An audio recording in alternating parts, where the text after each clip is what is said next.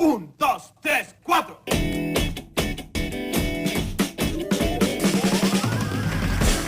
Hi, welcome back. Tonight, I'll show you how dreams are prepared. Love, friendships, relationships, and all those ships. Hello? Are you trying to mock me on the air? This past week, some students and I went to see Michel Gondry's The Science of Sleep. Tickets in hand, we walked into the empty West Hampton movie theater. We were the only ones there, and as we entered, an army of empty seats welcomed us. Like little red soldiers, they reverently assembled before the commanding screen. Bland tapestries, or some sort of painted artwork, we couldn't really tell the difference in the dim pre-feature lighting, adorned the side walls of the theater. In two opposing, odd-looking columns of indiscernible kindergarten-esque finger paintings, the mystery art reaches upwards, supporting a crumbling plaster ceiling. This is the first indie film I've ever seen in a theater, and I want it to be good. I'm here to see something new, something different, something that's not plastic, collagen-injected escapism. And Michel Gondry's The Science of Sleep proves to be just that. This movie reads more like a quasi-postmodern literature piece than a blockbuster movie. That's right, it reads. Well, half reads, I suppose. The character's dialogue switches between English and French quite frequently. The easy-to-read, unbothersome English subtitles pop up randomly as the dialogue swaps languages. In The Science of Sleep, the main character, Stefan, played by actor Gael Garcia Bernard, has just returned to his home from a lengthy period of exile in Mexico. He speaks fluent English, but mangled French. As the story is set in Paris, Stefan's inability to converse effectively in the native dialogue makes for some comic relief, and underlines a central theme to the movie, that we, as individual sentient beings, are only partially able to understand and communicate ourselves to others. Ultimately, it is this inefficiency of language and the resultant lack of communication which isolates us. And I definitely note the contradiction inherent in my reporting this theme to you via my words and my voice. But somehow I imagine that it's easier to communicate facts and opinions than it is to communicate the essence of what it means to be me. Furthermore, Stefan's condition is aggravated by his disappointment with the real world. Adult life isn't taking well to Stefan. He wants to be an artist, but is stuck gluing titles onto calendars for a living. "This is the worst job I have ever had," he declares. "It's unbearable." Anyone who's ever been forced to work something that's more of a job than a career, more a Sisyphean enslavement than a Promethean liberation, can identify with Stefan, in that, indeed, the world isn't all candy canes, gumdrops, and magical late-night unicorn rides. The unpleasant nature of a square reality falls short of Stefan's creative expectations. At night, Stefan finds himself alone. He's outgrown his childhood bed, but the fact that he must still sleep in it reinforces his alienation. He's just too big for juvenile fantasy, and he's too creative and imaginative to become a prudish adult. Troubled by his isolation and disappointment, Stefan escapes in his dreams. In dream, he swims through the air, flying over decorative paperscapes of his city. In his dreams, the people are human, but the background and settings are made of arts and crafts, the kinds of fanciful stuff children create when playing make-believe. Cellophane is water, cardboard boxes for cars. The dream sequences make for delightful stop-motion animation scenes that in and of themselves are unique and freshly entertaining. Eventually, Stefan's dreams become melded with his reality. The dream becomes the world, and it leaves several supporting characters asking of him, "Are you saying we're all just chemical impulses in your mind?" This dialogue introduces the fantastically wonderful concept of solipsism, a delightful word that every eccentric should know.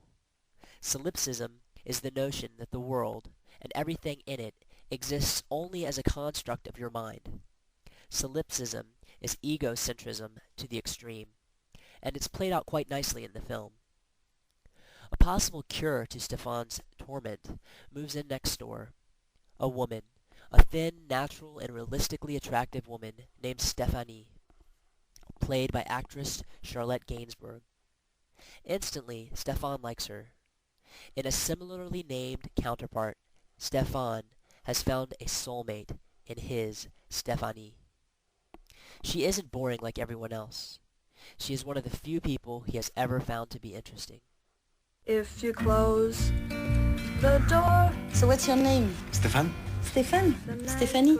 Stefan, Stephanie, click, catch, match. She has no boyfriend. Shine out. You can see real life in 3D. Isn't life already in 3D? Yeah, but come on. All the people are dancing. Stephanie is a talented composer. Really? A pretty girl with talent that deserves to be mentioned. Yeah. Throughout the film, Stefan continues to be haunted by his inability to surrender to normalcy and accept the blandness of reality. He jumps in and out of dream states and ultimately resolves that he can never be happy. No one understands him, and he can never get what he wants. You know, I have this neighbor that is very pretty, actually.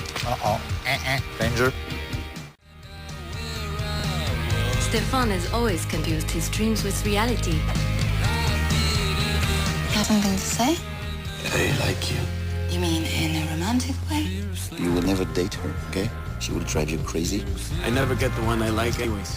Film critic David Edelstein of New York Magazine first turned me on to this film in his critique, which aired last week on NPR. To enjoy the movie, you have to throw away your inner clock and compass and embrace narcolepsy as the new existentialism. That dream state has its perils, though.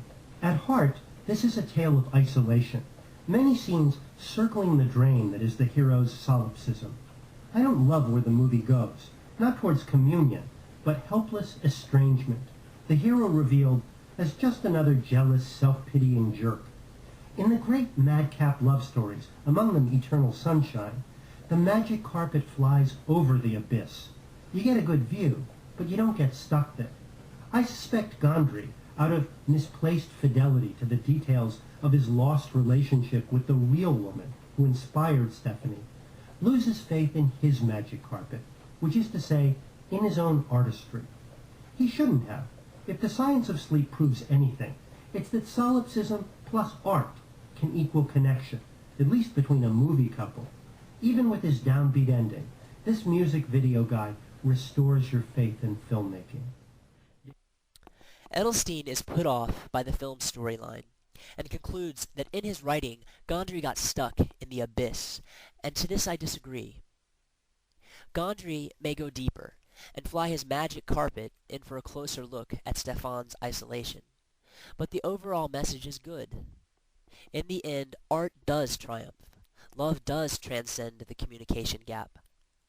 And it seems that woman, in all her effeminate beauty, is the savior of man, his companion. At the end of the film, Stefan finally realizes that he's made a connection with Stephanie, that she understands him, and he swoons into a dream. Throughout the film, Stefan would dream, and he'd ask, "Why can't I just dream of Stephanie?" Instead, his REM stages are filled with troubled images and various fantastic and ironic misfortunes. At the end, in his dreams, he and Stephanie are together, floating off into the endless sea that is life. How's your head? It's okay. It's not normal, though. It's never going to be. I think people empathize with what I do because it comes from here. The Science of Sleep is a much welcomed, refreshing, avant-garde expressive commentary on the loneliness of modern man. It's pertinent and thought-provoking, as well as visually entertaining. Not everyone can like a film.